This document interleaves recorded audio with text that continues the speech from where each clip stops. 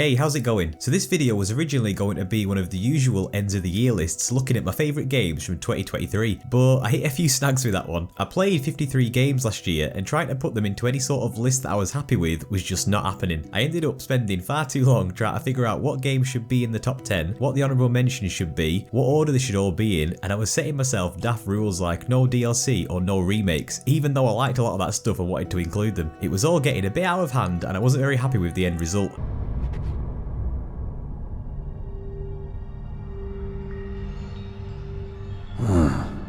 Dead. So instead of completely scrapping the 10,000 word script that I'd done for it, I've instead turned it into something else. I realised that I had several smaller games on my list that could be cool to talk about in their own video. So here we are. Here's 6 indie gems from 2023 that are worth checking out, in no particular order, to save me from having an aneurysm. Number 6. A Highland Song.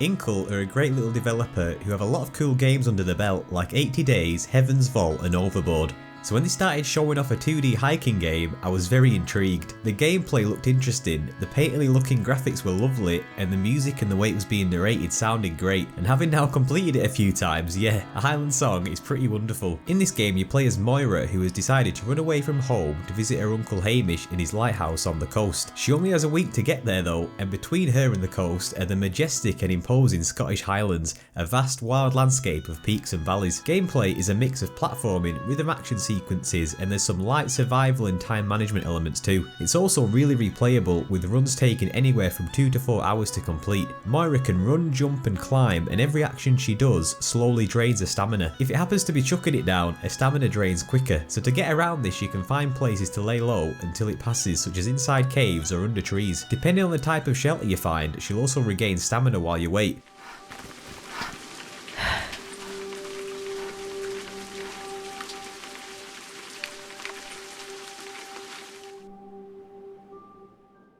The trade-off for this though is that time passes, so you're losing hours of the day the longer you stay there. Luckily, there are loads of optional routes and hidden shortcuts to find which can help to make up for lost time. To discover these, you first need to find a map which is obtained by collecting various items on your journey. The places each map points to can be tricky to find by exploring on foot though, so it's best to first climb a peak and survey the land from there. And even then, some of these maps are still pretty difficult to work out. This doesn't really matter though, as the game has an emphasis on exploring, getting lost and just finding your own path, which I really enjoyed. Even though the game has a 7-day time limit to keep in mind, this is actually optional more than anything else. While it's cool to arrive at the coast on time, or to even get there early, there's no harm in arriving late either, and the game has alternate endings to account for this. Any of the routes and shortcuts that you do find stay unlocked in the next run, so if you want to hightail it to the coast and see how fast you can get there, you can, but you can also just explore and see what you come across without worrying too much about it. The Highlands are full of old ruins and landmarks, and they each have their own history and folklore attached to them, and I was really surprised by some of the stuff I came across.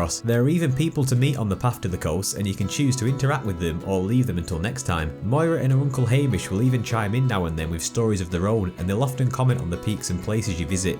But while many were shot, many were never caught.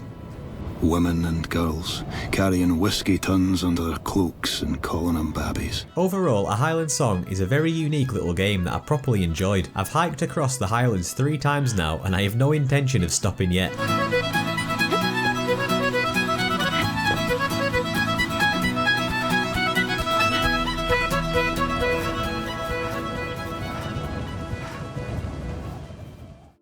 Number 5. Lunacid.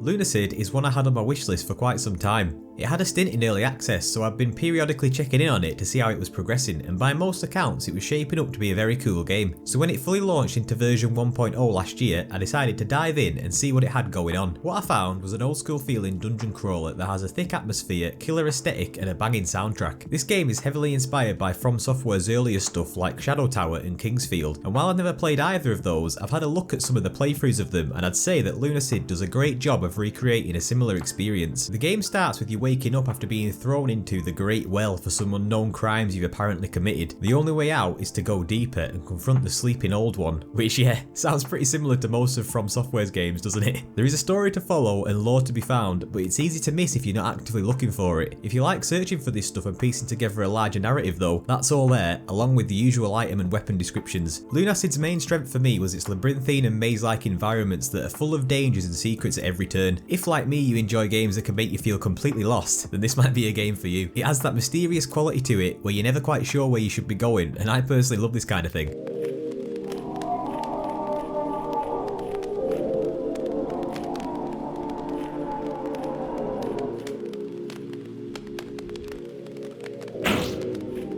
It's got a decent number of areas to explore too, and they all have their own unique atmospheres, biomes, enemies and music, which makes them feel distinct from one another. Each area is also connected to multiple others in different ways, and some of these are quite easy to miss. For example, I totally missed one of the game's earlier areas due to simply not coming across the path to it. I had a good time finding my way back there hours later and absolutely steamrolled through the place because I was so over leveled for it. You gain XP by killing enemies, which you then use to level up different stats and become more proficient with a large variety of weapons and spells. It's always great finding new stuff and seeing what they do, and some of the weapons even have their own XP bars. Use them enough and they can be upgraded into entirely new versions, which change the look and stats. The combat is fairly basic, but it does a good enough job for what it is. You need to pay attention to attack patterns, monitor your stamina for physical attacks, your mana for spells, and pay attention to your surroundings so you don't get jumped or activate a trap. There's a good variety of enemies to fight, and you never know what you might come across, which keeps things interesting. One aspect of the combat that I wasn't really expecting was the dismemberment system. If you attack the limbs of certain enemies enough, you can chop them off, which then affects how they move and attack. I thought this was pretty cool and adds an additional strategy to the fighting. So if you like the look of this game, why not consider taking a trip to the Great Well yourself? Just be prepared to lose your way a good few times.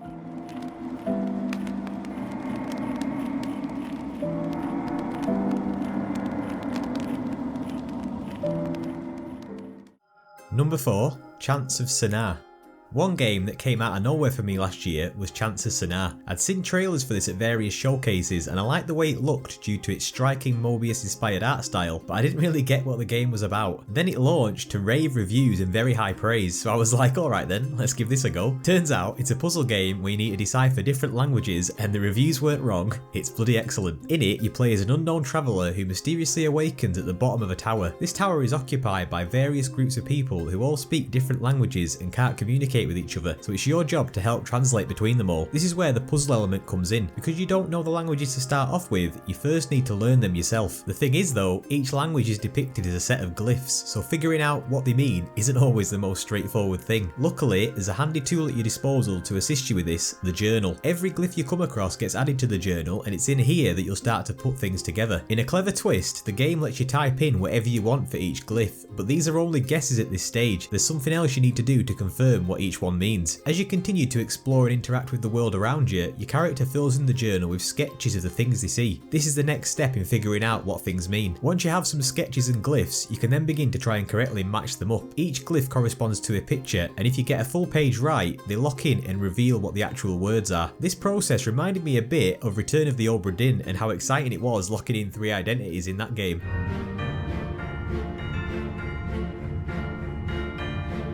One thing to note about the game letting you type in whatever you want is that it can and will lead to situations where you'll be completely off. There were several times for me where I was sure I knew what word a glyph was, only to then get the sketches a bit later and be like, well, shit, none of this stuff matches up, what the hell. The sketches aren't always crystal clear either, and it's easy to trip up and think they're showing something that they might not be. What I really liked about all this though, it makes you feel like a bit of a detective in a way, where you need to pay very close attention to the conversations people are having, their body language, the clothes and their environment, since all these things can give you clues to what each glyph or sketch might represent. Along with working out each language, there are additional environmental and stealth puzzles mixed into the rest of the gameplay. The stealth sections in particular seem to be a bit disliked by people online, but I didn't mind them and found that they were a nice change of pace. I ended up playing the majority of this game in co-op, and we both had a great time figuring everything out. And yeah, this is just a very interesting game with a very cool concept, and it's well worth checking out, especially if you're a fan of unique puzzle games.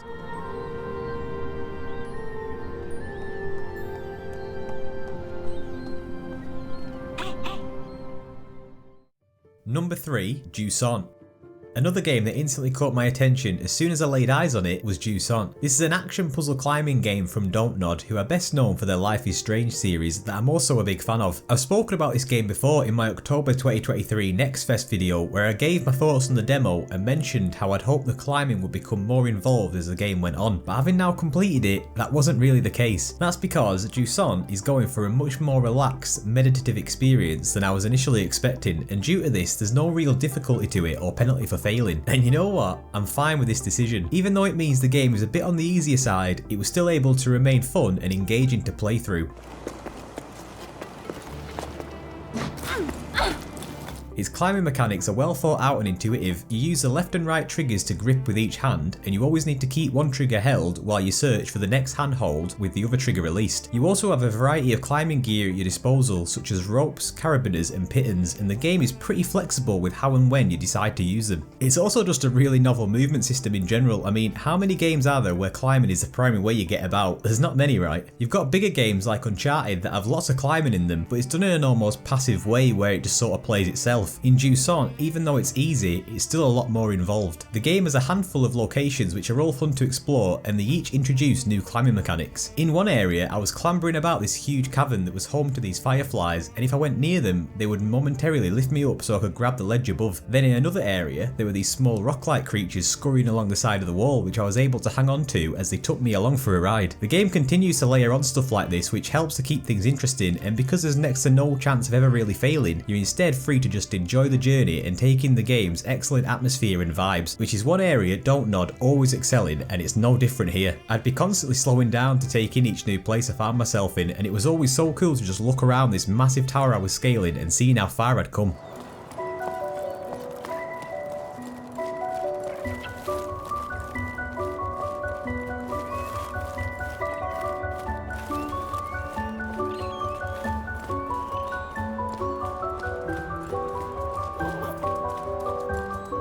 This is a beautiful looking game that's full of loads of nice little details that bring its world to life. These details also help to tell its story, since most of it's conveyed through environmental storytelling. Your character is ascending this tower for a reason, and as they make their way up it, they come across villages and settlements that were once inhabited by people. There's notes and items to find that give insight into who they were, what their lives were like, and why they left. There are also seashells that let you hear echoes of the past, and once you've listened to them, much like the people that live there, they disappear, which made me feel a bit melancholic, to be honest. You're not completely alone on your journey though, as there's a cute watery companion that lives in your backpack. Besides being cute, they can interact with the flora and fauna of the tower to assist with climbing, help to find optional collectibles, and play an important role in the story due to their ability to interface with various parts of the tower. Jusant took me around 4 hours to complete, so it's not very long, but I enjoyed every moment of it. I'd highly recommend checking it out if you're after a shorter game that's doing things a bit differently to everything else.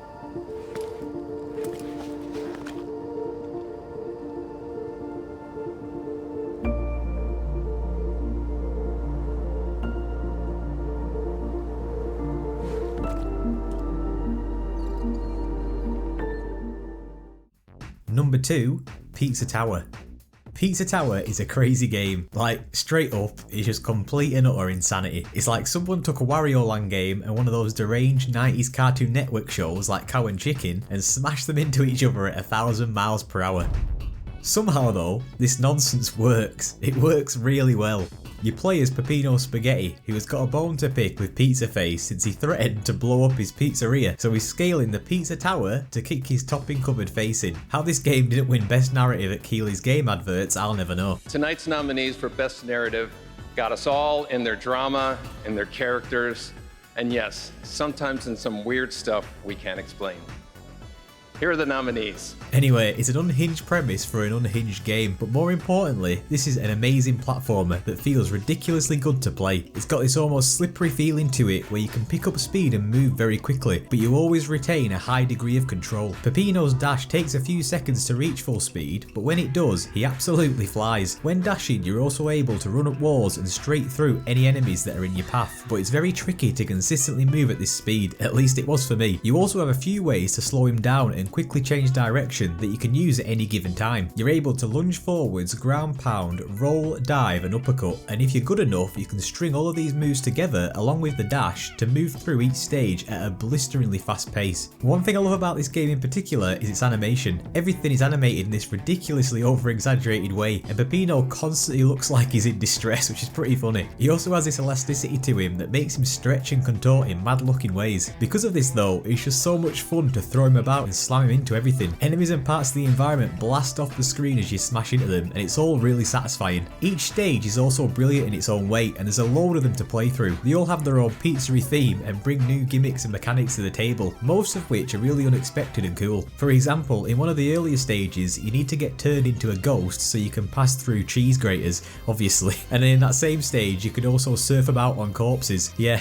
Later there's a stage that has you rolling around in barrels and being swept away by a water's current, all all while being shot at by cannons, and this stuff just sort of goes on and on. The variety is crazy.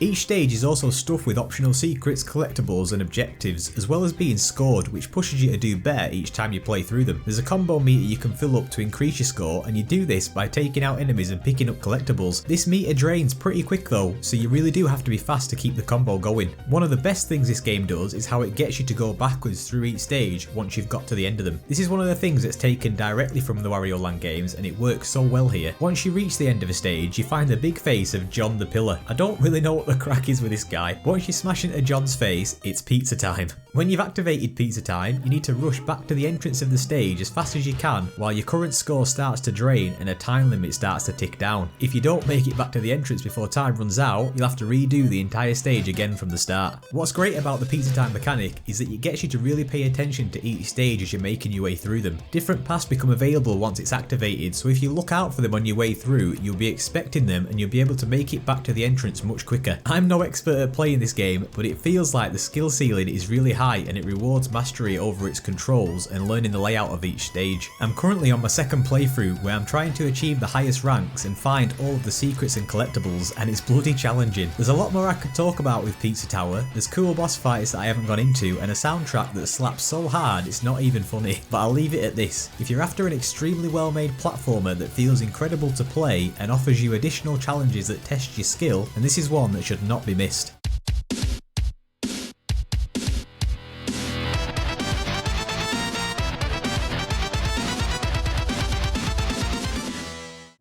Number 1, Dredge.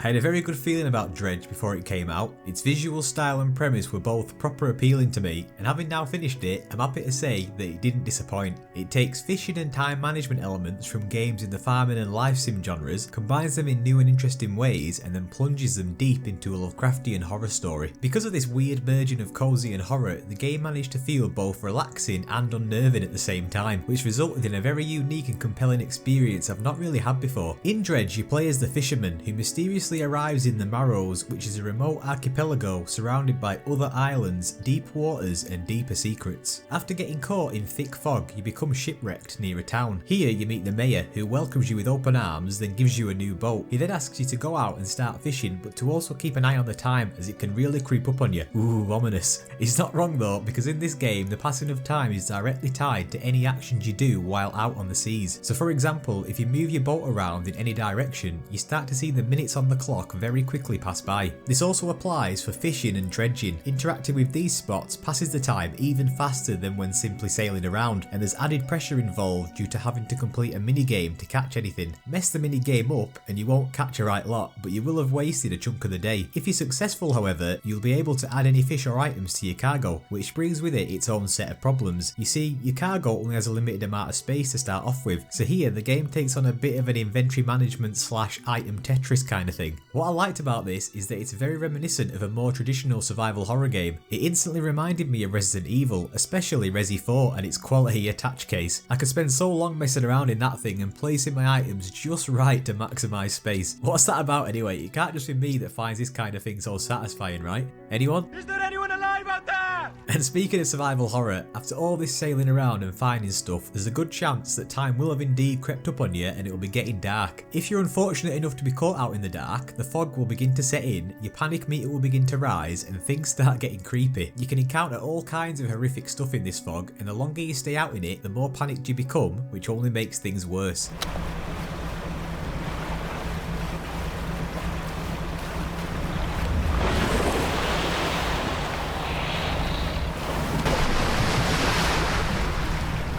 Some of this stuff really shit me up, and I wouldn't want to rob you of that experience, so I'll leave it to you to find out what other monstrosities are waiting below. If your boat is damaged enough, it'll sink, and you'll be returned to the last time you docked at an island. Depending on how long ago that was, this could result in losing quite a large chunk of progress, so it's always worth docking regularly, especially if you know it's going to be a longer trip than normal. The best course of action you can take when it's dark is to hightail it back to the safety of a nearby town or settlement. Once you're there, your panic will decrease, and you can sleep to skip time back to the safety of the morning.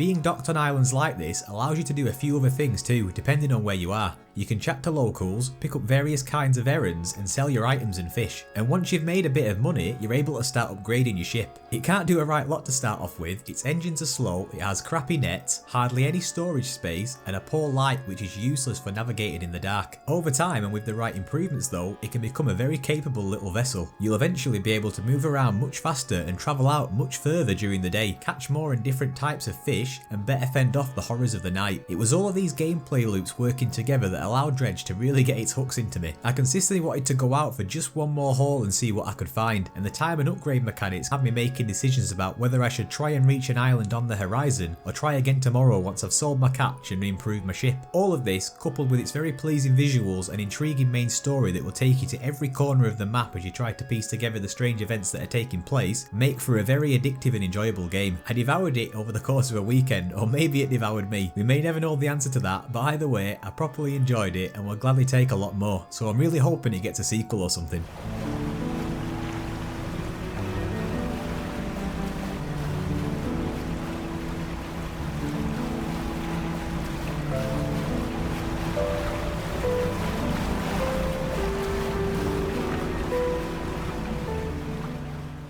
And that brings us to the end of the list. Last year was full of so many huge games, and as outstanding as many of them were, they sort of just made me appreciate smaller indie games like these even more. Sometimes I just need a break from big story-driven AAA games, massive open worlds, and sprawling 100+ hour RPGs. You know what I mean? Indie games tend to be less time consuming and they innovate in all kinds of weird and wonderful ways that bigger games just don't tend to do, and I really love them for that. I had a bit of a nightmare putting together my original end of the year list video, so I'm hoping that this turned out alright in the end and I gave you an idea about why these games are worth playing. My plan for the channel this year is to get videos out more consistently. My Northern Journey video is the one I'm most proud of so far, and I have a few other games in mind that I'd like to do similar videos on. So expect to see some longer videos focusing on specific games along with impressions of Steam Next Fest demos and maybe some other stuff I've not done before. If all that sounds good, I'll hopefully catch you in the next one, and as always, thanks a lot for checking out the video. It really means a lot to me. Cheers!